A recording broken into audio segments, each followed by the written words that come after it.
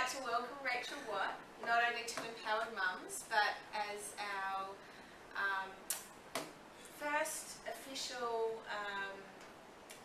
inductee into the Business Advisory Board, who will be advising you on how to grow your business in the marketing area that she's an expert in.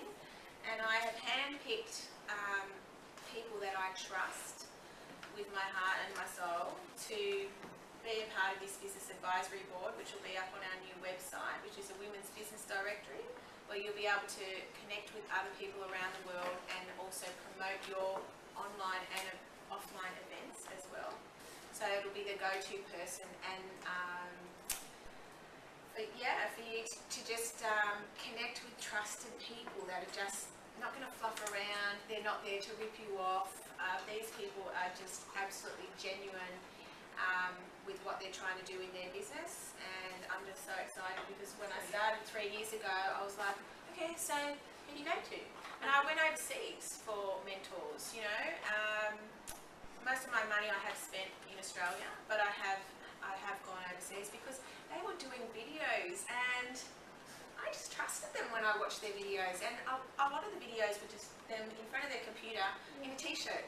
Yeah. But the content was good. They had testimonials, and I knew that, you know, they could get the results. So I just can't tell you, ladies and gentlemen, enough how important it is for you to be out there doing video. But I'm really excited about having Rachael on board because she's worked with some huge companies in Australia and around the world, and to have access to someone like Rachael is just like pinch myself really. So you know, you're very, very fortunate for even coming along today. So thank you, Rachael. Thanks for having me. I'm excited. I just wanted you to share with the group and our audience some of the businesses that you've worked with in the past. Yeah. Well, my background, I actually started off in the corporate world, so I can't tell a little bit of story. Do I have to, like, how much time do I have? Because I kind of tell stories. But I remember thinking to myself, you know, when you finish school, and I'm Scottish, people don't know where I'm from because they go, you've got a weird accent. Where are you from? But I am Scottish, and I lived in Canada and America, and now here for 11 years, so this is the result. But when I was about to graduate from school, people were saying to me, what are you going to do? I said, I don't know what I'm going to do. I might go and do this exchange program, or I'm not sure where I want to go.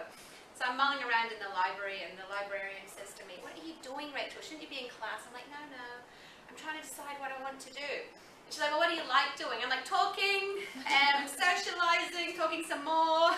And she's like, oh my God, there's this new thing everyone's talking about called marketing. Read up on it. And I'm like, new thing called marketing, let's have a look. And it's like, oh, you can be creative, you can do this, that. I was like, oh, that sounds like me. And it said one of the things, if you do a degree in marketing, you can be a fashion buyer. I was like, oh, fashion buyer, I want to do that. Like, so off I trot to go and do marketing. So I've got numerous degrees and things now. But from that, I then fell into the corporate world and actually finance. Marketing. For Intelligent Finance is where I started originally, and they were the first telenet bank in the UK. So they had no branches, no, you know, stores. It was all online, and that's where my real passion for marketing really set sail. And I was lucky enough to have some great opportunities, and I was in the corporate world for about 13 years. And I did that. I was in the UK for about 8 years. And then I got the opportunity to come here to Australia. I travelled around Australia, and I fell in love with the country on this whirlwind tour. And I remember going home and going up to Edinburgh and waking my mum up at 3 in the morning it's okay, going, Mum, I want to move to Australia. I'm going to sell everything and I'm going to move. And she's like, oh, really? How are you going to do that? I was like, I don't know, but I'm just going to get one of these visa things and just go, and it's going to be fine, because I was just in for a penny, in for a pound. And I went back to work on the Monday, and I was working for HBOS, which is the Halifax Bank of Scotland group, or was back then in the UK. And I said to my boss, I really need to talk to you. And they said to me, okay, but wait till after the staff meeting. We've got to have a big meeting. So I went to the meeting, And they announced in the meeting that they just bought the majority share of Bank of Western Australia, and they were sending a leadership team to Australia to launch it on the east coast of Australia. I'm going, I don't even know what the east coast is. I don't even know where that is, but I'm going. And I stood up in this meeting and I said, you got to put me on that team because I was going to quit anyway to go to Australia. And my boss is like, sit down. So I was like, okay, I'm sitting down. So yes, that's how I came to be in Australia. So they sent me to Sydney, and I didn't get to do consumer marketing where my passion was. They said, you're going to launch the corporate and business division. So I don't even know what that is, but that sounds fine. I'll be able to do that. So off I did. I launched the corporate and business division of Bankwest on the east coast of Australia, and it was my biggest project here. And that was really good, and then I got headhunted by Citigroup, and then from there I went to Telstra. But when I was at Telstra, and how I came to do what I'm doing now is I fell pregnant with my son, Callum, who's now 7. Can you believe he's 7? And I went on maternity leave, and I had this whole intention to take 12 months off, and I was going to really focus on being a mum. It was going to be my thing. After 3 months, my son's father said to me, you want to go back to work, don't you? And I was like, yep, I can't take it anymore. I can't be a full-time mum, not doing anything but changing nappies and doing what I'm doing. But I said, but I can't go back to Telstra because it was really full on hours, long days, things like that. So I decided to become a consultant, and I got a job with Endgame Communications, who's a financial services agency in Sydney. And it was there that I saw a formula for marketing, because I had some quite strict criteria. I said I didn't want to be client-facing, I didn't want to do this, I wanted to work these hours because I had the baby, so I wanted to balance. But it was there that they put me on as a strategist, and I got to work with numerous organizations, from husband and wife accountancy firms right through to multinational big finance organizations, from Macquarie to BT Vanguard, all the big players. And whatever their issue was, whether it was retaining clients, reducing costs, increasing profitability, whatever their challenge or frustration, whatever they wanted to do, I always started at the same place. And I realized that I'd actually created a bit of a formula, so it didn't matter what they were doing, that's where I started. So that's how I got into consulting. And then I thought to myself, well, I'm going to write this down. So I did. I created the marketing system, and then I thought, well, I don't always want to just work for these big companies and make them richer, and I want to have a bit more balance in what I'm doing and help, the smaller companies. We used to get a lot of small businesses come to the agency looking for support, and we turned them away. But I asked my boss if I could then, on the side, service them and see if my theories actually worked, and they did. So everyone that came along, and the smaller companies, and my boss couldn't believe the successes they were having. So I then founded Marketing Key International and went out on my own 5 years ago. And I've been doing, mentoring and supporting small businesses in marketing and business development from here on in. So that's a long-winded way to tell you what I'm doing. That's okay. Just for the audience and our viewers, what is marketing? Really, yep. It's such a broad term, isn't it? Yeah, it is. Can I ask them a question, or should I just tell them what marketing is? But I want to know, what do you guys think marketing is? Does anyone want to have a guess? And there's no wrong or right answer, so I'll tell you the answer in a minute. But what do you think? Promoting your product. Yeah. Branding. Yeah. Promoting to the right market, like to the people that are going to want what you have to offer. That's right. Yeah, you're all technically correct. My definition of marketing, there's so many out there, but I believe marketing is about getting consumers to your door, getting them so they want what it is you have to offer, and they've already decided that you're up there in the consideration set for them to choose you. And for me, sales is about getting them to give you the dollars. So they already know they want you, and sales is about having the right sales process in place for them to actually sign on the dotted line or pay the money. So marketing, my definition, is getting consumers with a need to know, like, and trust you enough to buy. Once they know, like, and trust you enough to buy, they're ready to give you, to walk to your door. Your sales process kicks in to get them to give you the money. So that's what I define marketing as the principles that I live by. So what do you think is the biggest mistake? Well, there's lots of mistakes that we make, but what's the biggest mistake that you see people make within marketing? Putting tactics before strategy.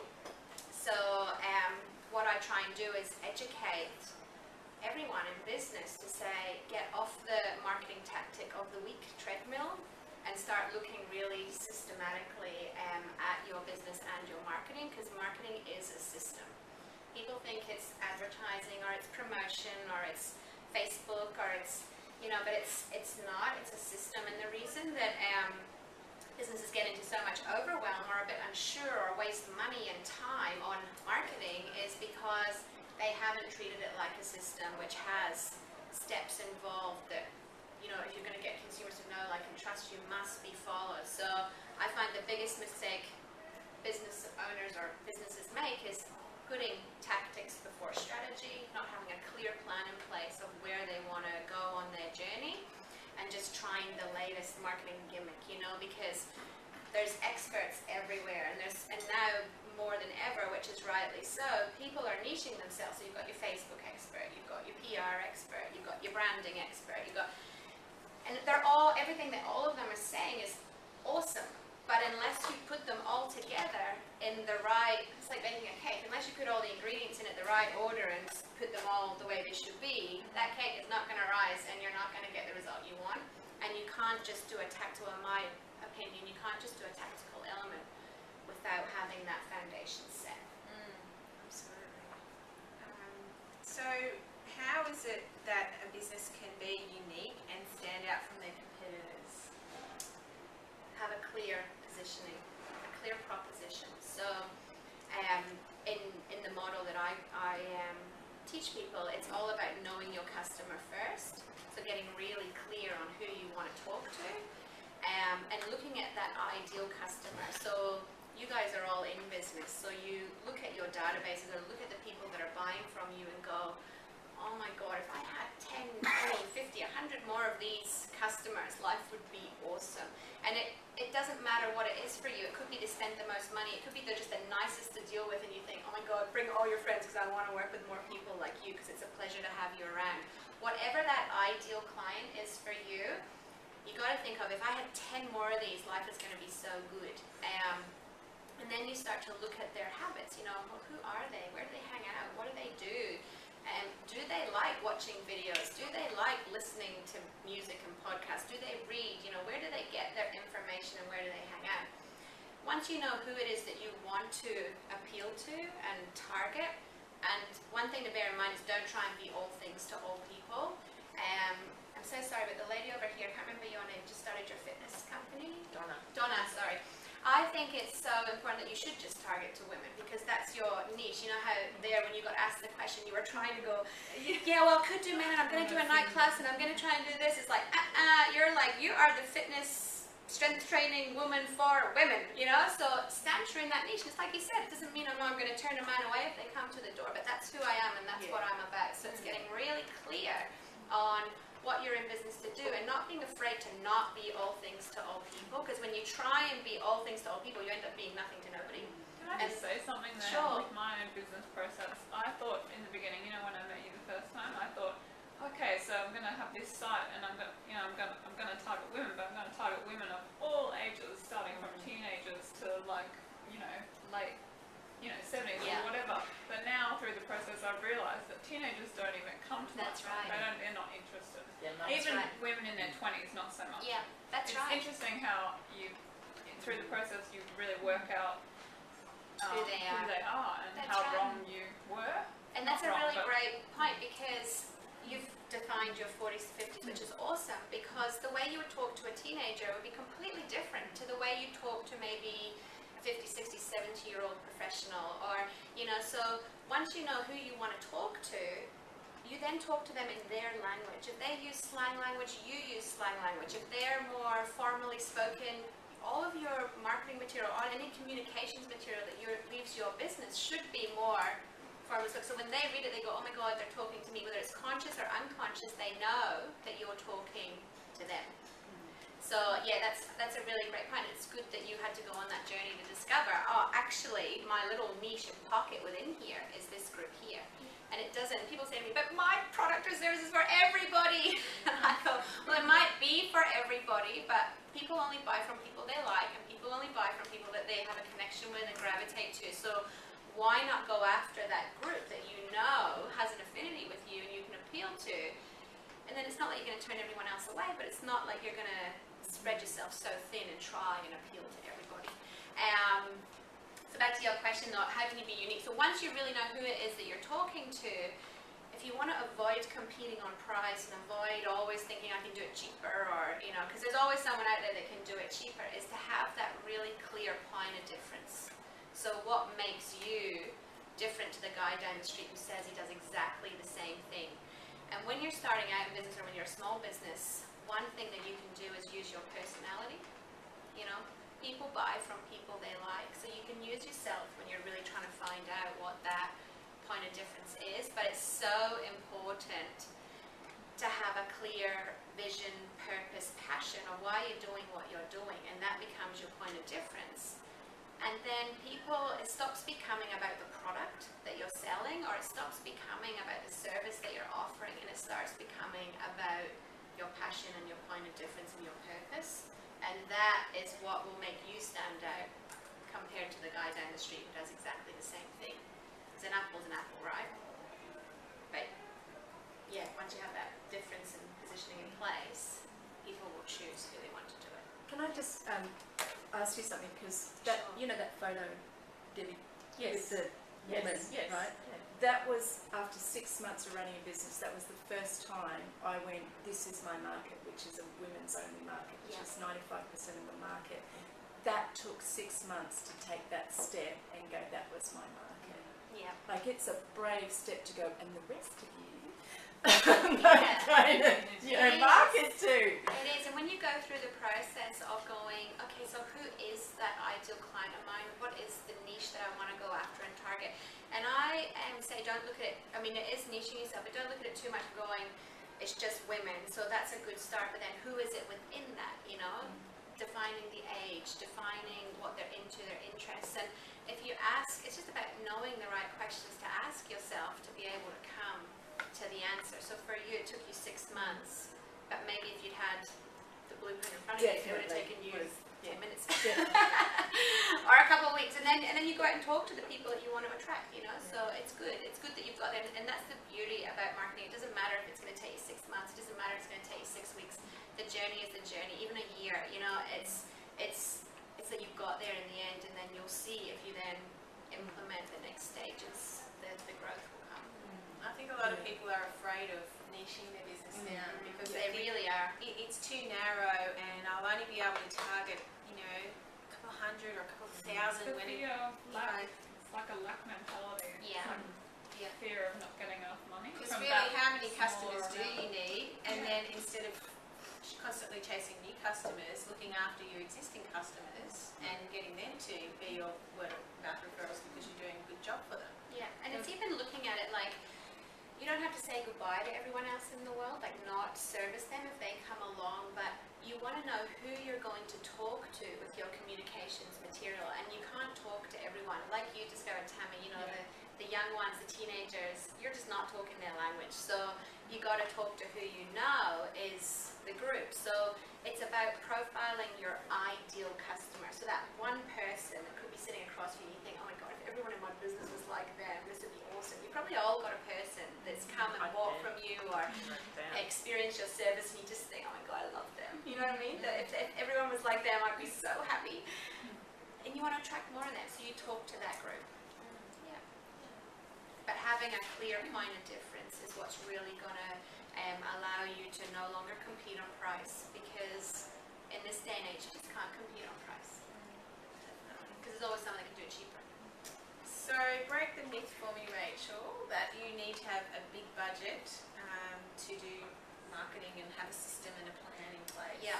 Look, I'm not going to lie to you, you do need a budget, right? So you do need a little bit of money, but again, we're about smart marketing. It's about being smart with what you do with it. And if you have the foundation and the plan in place, then you can be really leveraged with your time and your money. So if you have that complete package, the complete system, then you know what you're going to spend where, and you can gauge what you're going to get back from it. And then once you start getting the dollars in, I always say 20% of what you bring in should be then spent on ongoing marketing and ongoing future, but you do need a base budget to set yourself up. And that can be, you know, anything from a few thousand to 5,000, depending on what you want to do, where you are at the moment, and how you want to structure yourself. But the days of having to spend thousands on websites and thousands on advertising, no, it's about being really smart and targeted with what you're doing. And you might have to just educate yourselves on a few extra little skills that are going to help you into the future. Now, and that is scary, right? Because we're all in our comfort zones. We all know what we know. And sometimes we don't want to learn a little bit more. Like, I was so resistant to videos and things for a long time. So I was like, oh, I just get someone else to edit them for me and someone else to do that. And then, you know, when you get someone else to do all your videos and that for you. I remember my first video, my little intro video got done. It cost me like $4 grand. And I was like, oh, I don't want to spend $4 grand every time I go to do a video. But then it's about getting smarter and going, oh, there's all this free software out there, there's all this stuff you can do yourself, and then going, oh, it's not that scary anymore. So a tiny little bit of education then makes it so much easier for the long term. So it's not really the size of the budget, it's the size of the idea that really counts, you know. So it's about getting smart with how you spend your money and knowing where to spend it. Yeah, because like I said before, there's so many experts out there, Facebook, branding, you know, YouTube, advertising, directories, networking, all sorts of stuff. And you go, well, should I spend my $2,000 with them, or my $500 with them, or my $100? What should I do? You know, and when you're a small business owner, cash flow is king. It's so important to keep that cash flow going, and it can bring a lot of fear up for us when we see the pot dwindling away, or we just think that we've got this big mound of stuff that we want to do, but it's going to cost a fortune, we can't do it. Then we go into overwhelm, and then we think, okay, I'm just not going to do anything. Then you end up just going round and round and, you know, not really making those strides forward. But if you knew the logical path to walk down, then it makes it so much clearer. Well, that's my perspective. Yes, definitely. So what are a few things that that we can do that are cost effective to market our business? Yeah, well, the number one thing is become a content king or queen. Get really good at producing valuable content, information. You know, every business should have educational content, so it's content that tells whoever wants to engage with you the benefits, you know, what it is you offer, why it's good for them, you know, yeah, the benefits of what you're doing. Value content, so educating them on something they might not know, you know, the 10 steps to weight training for women, or, you know, 3 foods you should avoid in your diet and replace with tea, or, you know, different things like that that they might not know, and also have that credibility content in place as well, like your testimonials, your case studies, things like that, and make it a habit to produce that regularly. So if you want to stand out in your market now, you need to position yourself as the go-to person, and it doesn't really cost anything to do that. And like we've discovered with videos and different things, we've all got phones, we can get the free Camtasia software, and I can't remember the name of the one for the Mac, but there's another free one out there for Macs, and it doesn't have to be a lot. So start talking, even if you're just talking to yourself, your mum and your cat, start talking, and then tell your mum to send it to her friend, and then she can start talking, you know, and then eventually, it doesn't matter, so some people are going to start listening. It's about getting in the habit of becoming a content king or queen, about providing valuable content. And remember, the content you produce is never, ever, ever about you. Successful marketing is never about you. It's always about your consumer and what you can do for them. So we don't really want to see any eyes or we or about us stuff, because it immediately turns the attention back to you, and it, consciously or unconsciously, depending on where your reader is in the sphere, you know, they will know that you're talking about yourself, and no one's really interested in about you. I mean, there is a place for your story, there's a place for your journey, but it's in the About Us page of your website. It's not on your educational material. Yes, you want to set yourself up and have a little bit of a profile there, but not anything too in-depth. The other thing is the most underutilized marketing tool, and you'll all know it, is referral marketing. Every time I speak to a business owner, I say, what's the number one way you acquire customers at the moment? And they all say word of mouth. And I go, well, that's awesome. So what do you proactively do to harness referrals in your business? And they look at me like I've got horns coming out of my head, and they go, well, nothing. number one lead generation tool in your business is other people telling you about, like telling them about your service. You've got to get proactive and proactively have a referral system in place to make the giving and receiving of referrals just a natural thing in your organization. And that could be as simply as just writing on everything, we love referrals, you know what I mean? And then subliminally people go, they love referrals. Yes. I'm going to tell people about them.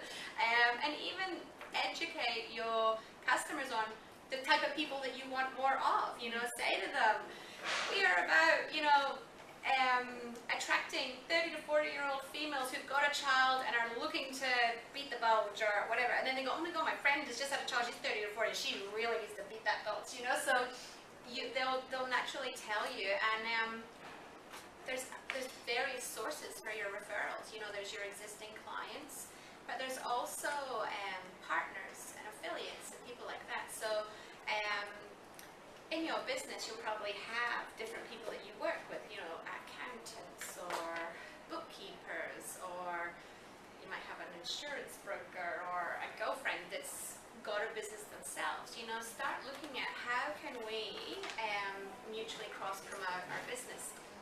And I always say, do your referrals in reverse. So if I was to come up to you, Mel, and go, well, you might say yes, it's me, but forget it's me. But if I was to come up to you and go, Mel, I've got this really great product. I know you've got a really big database. Can you please just promote it to your people? And I really want to make a lot of money. Can you do that for me?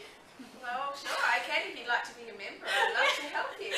Well, let's just say no. You know what I mean? So 9 times out of 10 people would go, well, what's in it for me? Like, why would I do that? Or they might do what Mel says because she's so polite and go, well, I'd be happy to if you'd like to join the community. You know, but most people would go, well, why do I want to make your dreams come true? Do you know what I mean? I'm struggling or I'm doing my thing. But if you were to go to them and if I was to say to you, oh, hey, Mel, I have got a big community and I see you've got a community too, and I think we've got some like-minded people. I'd love to know more about your business so I could know how to tell my clients when they inquire about my services about yours too. Could you just tell me a few sentences about what you do and how I could support you? Mel's going to go, oh my God, that's great. Someone wants to support me. Someone wants to know how they can tell. They're more likely to tell you the answer, and you can go, wow, from what you've said, Mel, we target a lot of the same people. I actually have this product too. How about we do something together to make this a win-win for our businesses? And 9 times out of 10 people go, it's all about me, it's all about me. Can you promote this for me? Or, you know, I really want that, you know, sale or the money coming in. And it doesn't work. You know, if you think of it yourself, how many times do you get approached by people and offered things and you're just like, no, no, no, no, no. But if you can turn it around, and again, it's smart marketing, smart strategies to do it. But referral marketing is the most underutilized, and it's normally because people don't know how to ask for it or how they should approach it or what they should do. But yeah, with some simple steps. Yeah. So putting a script down, I guess. Yeah. Just writing it down and getting comfortable and saying Yeah. I mean, I'll give you an example. I know this client of mine, we just worked with a client and they've just bought, well, they bought it a wee while ago, a mattress cleaning machine, so it cleans your mattresses on your bed. And so they went from being in the cleaning industry to deciding that they wanted to niche into the mattress cleaning industry because they saw a real opportunity there. They then came to me and they said, what can we do? Well, we don't really have any money, we've got a small budget, blah, blah. And I said, okay, referral marketing is where you need to go. So we laid their solid foundation, got their educational material in place, everything they needed, target, blah, blah, blah. Then I said to them, okay, this is what we're going to do with your referral program. We're going to offer 100% refund for referrals. And then they went, 100% refund for referral? We need to make money, what are you talking about? And I said, well,